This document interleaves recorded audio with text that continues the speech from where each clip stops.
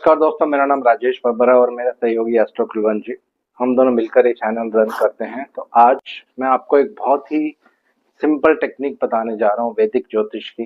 इस टेक्निक को आप अपने अपने हॉरोस्कोप्स पे चेक करिए। जो आपके पास प्रैक्टिस हॉरोस्कोप्स हैं उन पे चेक करिए, बहुत अच्छे रिजल्ट्स आपको देखने को मिलेंगे। 10-12 मिनट की वीडियो रहेगी, हार्डली 9-10 मिनट की। तो इस वीडियो में इसी टॉपिक पर आज मैं डिस्कशन करूंगा। टॉपिक क्या है? कैसे एक भाव की एनर्जी दूसरे भाव में जाकर मिक्स हो जाती है, इसको कैसे आपको देखना है। बहुत ही अच्छी एक विधि है और हर क्लासिकल बुक्स में आपको ये पढ़ने को मिल जाएगी। बहुत सिंपल ढंग से आपको मैं एक्सप्लेन करूंगा। तो वीडियो आरंभ करने से पहले अगर आप हमारे चैनल पर नए हैं तो चैनल को सब्सक्राइब जरूर करिए। अगर आप हमारी भृगुनंदी नाड़ी की डेमो क्लास लेना चाहते हैं तो दिए हुए नंबर्स पर कांटेक्ट कर सकते हैं, या मुझे कांटेक्ट कर सकते हैं, या कुलवंत जी को भी कांटेक्ट कर सकते हैं। तो आइए वीडियो आरंभ करते हैं। भगवान गणेश जी और भगवान शनिदेव से आराधना करूंगा सबके घर में सुख और शांति बनाए रखें, ये विद्या सीखने में हमारी मदद करें। स्क्रीन पे बोर्ड पे आप देख रहे हैं एक ब्लैंक कुंडली मैंने बनाई है। तो एक सिंपल उदाहरण, एक टेक्निक मैं आपको बता दूंगा। जब आपको टेक्निक समझ आ जाएगी तो कॉन्सेप्ट क्लियर हो जाएगा।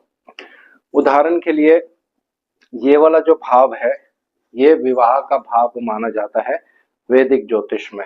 अगर आप नाड़ी में देखते हैं तो नाड़ी में वीनस को जो है विवाह का कारक ग्रह माना जाता है। तो अलग अलग ढंग से इसको नाड़ी पे भी आप यूज कर सकते हैं, वैदिक में भी यूज कर सकते हैं।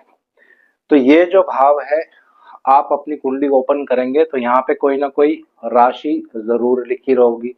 तो उदाहरण ले रहा हूं मैं, मान लीजिए किसी के 2 नंबर लगन है और यहाँ पे 8 नंबर राशि लिखी है और ये पुरुष कुंडली है।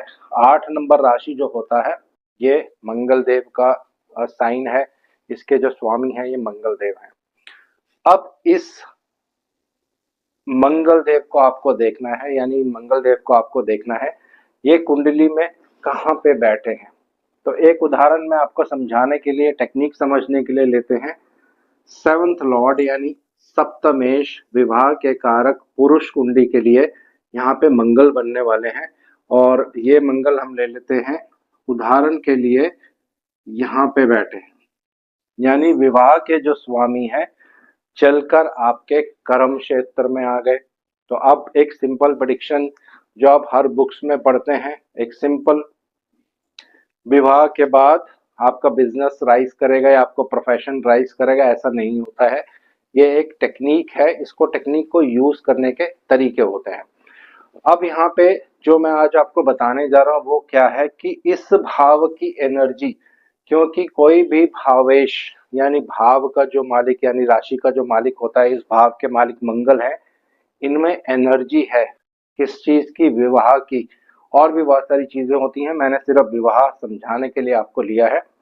तो ये अपनी एनर्जी यहाँ लेके चले गए 10th हाउस में।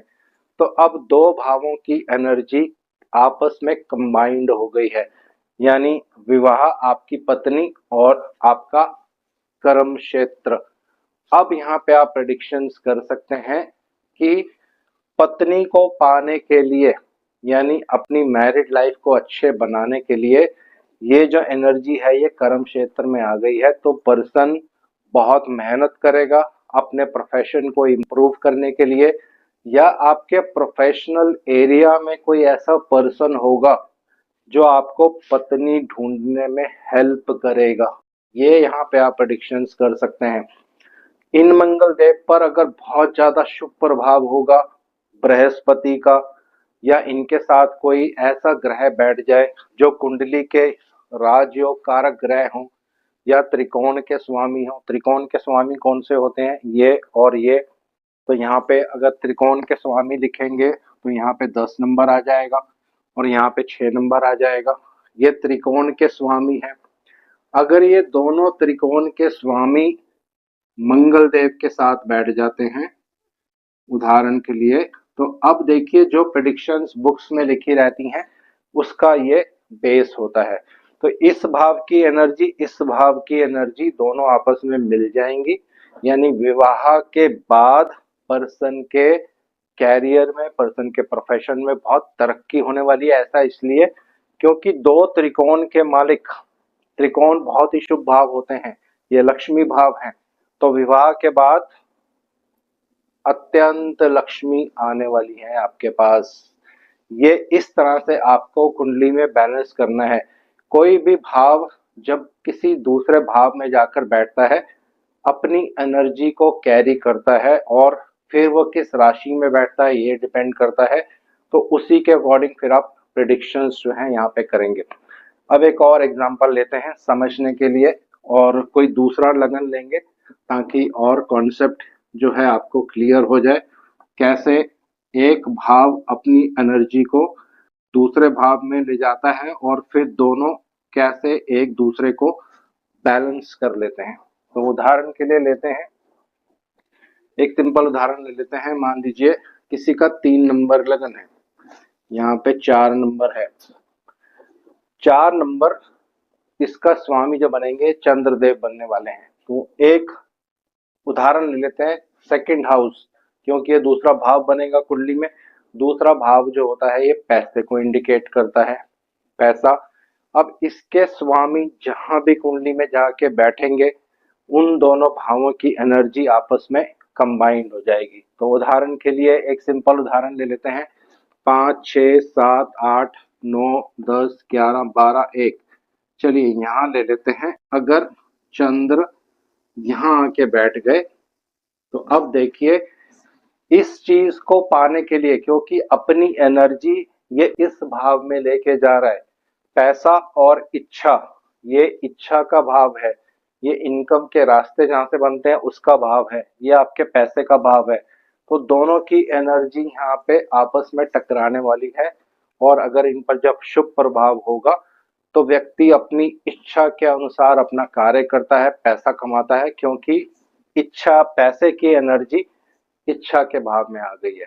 लेकिन यहाँ पे एक और रूल है, वो भी मैं साथ में अब ऐड कर रहा हूँ। जिस साइन में ग्रह रहता है उस साइन की भी एनर्जी ले लेता है। तो इसका मतलब क्या है, पैसा कमाने के लिए इच्छाएं पूर्ण होंगी, क्योंकि पैसा कमाने की इच्छा आप ऐसे कह सकते हैं कि बहुत ज्यादा इस व्यक्ति को होगी, लेकिन उसके लिए मेहनत बहुत करना पड़ेगा, हार्ड वर्क बहुत करना पड़ेगा। ऐसा इसलिए क्योंकि अब मंगल देव का साइन आ गया है। 1 नंबर साइन जो होता है ये मेहनत का साइन है, ये हार्ड वर्क का साइन है। ये शनिदेव की तरह मंगल देव का भी सेम रूल होता है, ये हार्ड वर्क करवाएगा। तो सिंपल तरीके से एनर्जी इन दोनों भावों की बैलेंस हो जाएगी। तो दोबारा से मैं बता रहा हूँ, ये मैंने लिया पैसा, पैसे का भाव है, इसके स्वामी है चंद्रमा। तो पैसे कमाने की इच्छा, क्योंकि इस अपनी जो एनर्जी है चंद्रमा इस भाव में ले गए हैं, तो पर्सन की पैसा कमाने की बहुत इच्छा होगी, लेकिन बहुत हार्ड वर्क करना पड़ेगा उसके लिए। तो इसी तरह से आप कोई भी भाव यूज कर सकते हैं, किस भाव की एनर्जी कहाँ पे जा रही है वहीं पे पर्सन का सबसे ज्यादा लाइफ में फोकस रहता है। तो एक और उदाहरण ले लेते हैं समझने के लिए, ताकि कॉन्सेप्ट और आपको क्लियर हो जाए। तो जब दो भाव एक दूसरे के साथ मिलते हैं तो उनकी एनर्जीज हमेशा आपस में टकराती हैं, बैलेंस होती हैं। यही आप मेरा थंबनेल भी अभी देखेंगे। तो उदाहरण के लिए ले लेते हैं, मान लीजिए 10 नंबर है, 10 नंबर लगन ये शनिदेव का लगन होता है। ये 10 नंबर लगन शनिदेव का लगन है, इसके स्वामी शनिदेव है।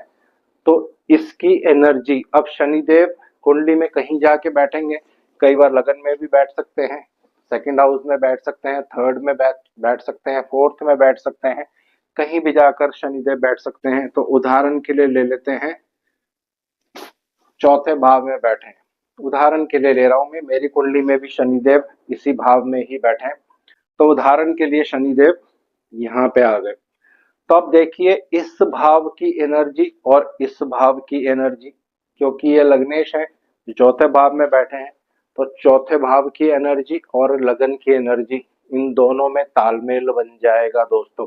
तो पर्सन का मैक्सिमम फोकस कहाँ होगा, फोर्थ हाउस पर, क्योंकि ये जो भाव है ये लगन है, अपनी सारी एनर्जी इसने इस भाव में डाल दी है। तो पर्सन का फोकस ज़्यादा एजुकेशन पर होगा, अपनी फैमिली के ऊपर बहुत ज़्यादा फोकस होगा, फैमिली इंक्लाइंड पर्सन होगा। तो इस तरह से आप प्रेडिक्शंस कर सकते हैं। अपनी मदर के ऊपर बहुत ज़्यादा उसका झुकाव होगा, मदर से रिलेशंस बहुत अच्छे होंगे, या मदर को लेकर वो बहुत ज़्यादा जीवन में स्ट्रेस भी रह सकता है। ये सारी चीज़ें आप यहाँ पे ले सकते हैं, क्योंकि इस भाव की एनर्जी आपस में कंबाइंड हो जाएगी दोस्तों। तो जब भी आप प्रेडिक्शंस करते हैं, ये रूल आपको ज़रूर फॉलो करना है। ये रूल बहुत ही इम्पोर्टेंट है। एक और एग्जांपल मैं ले लेता हूँ ताकि कॉन्सेप्ट और क्लियर हो जाए। मान लीजिए किसी के मेष लगन है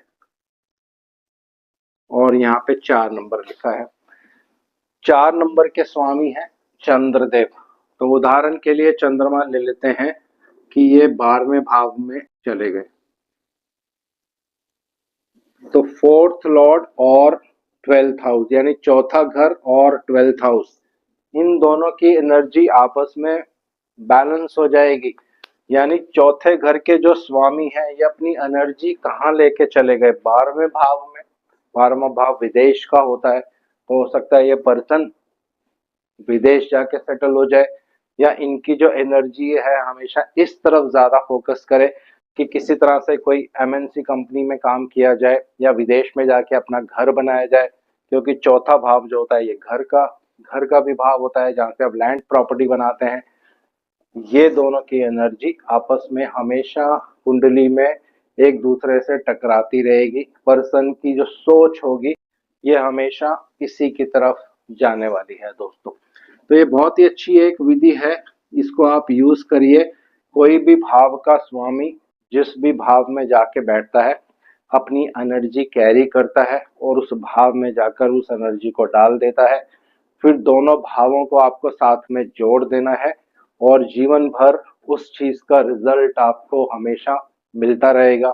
फॉर एग्जाम्पल 4th लॉर्ड, जैसे यहाँ पे चंद्रमा है, ये सप्तम भाव में आ जाते हैं, 7th हाउस। तो ये और ये इन दोनों की एनर्जी हमेशा आपस में कंबाइंड हो जाएगी। पर्सन इन चीजों की तरफ जीवन में बहुत ज्यादा झुकाव रखेगा। जब भी वो प्रॉपर्टी की बात करेगा, प्रॉपर्टी लेने की बात करेगा, तो ये विवाह का भाव है, उनकी पत्नी का भाव है। हमेशा अपनी पत्नी से डिस्कशन करेगा, दोनों हस्बैंड वाइफ आपस में तालमेल करके फिर प्रॉपर्टी के बारे में कोई डिसीजन लेंगे, क्योंकि इन दोनों भावों की एनर्जी मैच हो जाएगी। जैसे मैं आपको लिख के भी बता देता हूँ। मान लीजिए यहाँ चंद्र आ जाए, तो 4th हाउस ये प्रॉपर्टी, ये पत्नी, तो पत्नी और 4th हाउस यानी पत्नी और आपकी प्रॉपर्टी दोनों की एनर्जी मैच हो गई है, बैलेंस होने वाली है। तो जब आप कोई भी कदम रखेंगे, हमेशा आप ये जरूर ध्यान रखेंगे कि जब भी आप कोई प्रॉपर्टी लेते हैं तो हो सकता है प्रॉपर्टी पत्नी के नाम करवा दें। तो ऐसे बहुत सारे कॉम्बिनेशंस होते हैं, जब आप इनको धीरे धीरे पढ़ेंगे, बुक्स पढ़ेंगे, ये चीजें वहाँ पे लिखी हुई हैं। कोई नई चीज मैं यहाँ पे नहीं बता रहा हूँ, हर चीज हमारी क्लासिकल बुक्स में मेंशन है, सिर्फ आपको पढ़ना है, मेहनत करना है। लेकिन ये जो टेक्निक्स है इन शॉर्ट करके मैंने आपको बताया है। तो आज इस वीडियो को यहीं विराम दे रहा हूँ। एक और वीडियो मेरी अपलोड हुई है, लेकिन उसको किसी प्रॉब्लम की वजह से, यूट्यूब की वजह से होल्ड पे रखा गया है। जो नव तारा पद्धति की मेरी लास्ट वाली वीडियो रह गई थी, तारा बल की जो सीरीज थी, मैं दोबारा उसको कल अपलोड करूंगा, या दोबारा से उसको फिर बनाना पड़ेगा और फिर अपलोड होगी। तो आज इस वीडियो को यहीं विराम दे रहा हूँ। हमारे चैनल को सब्सक्राइब जरूर करिए। अगर आप कंसल्टेशन लेना चाहते हैं तो दिए हुए नंबर्स पर हमें कॉन्टैक्ट कर सकते हैं दोस्तों। थैंक यू वेरी मच, और आज के लिए इतना ही। अगली वीडियो में आपसे फिर से मुलाकात होगी। धन्यवाद।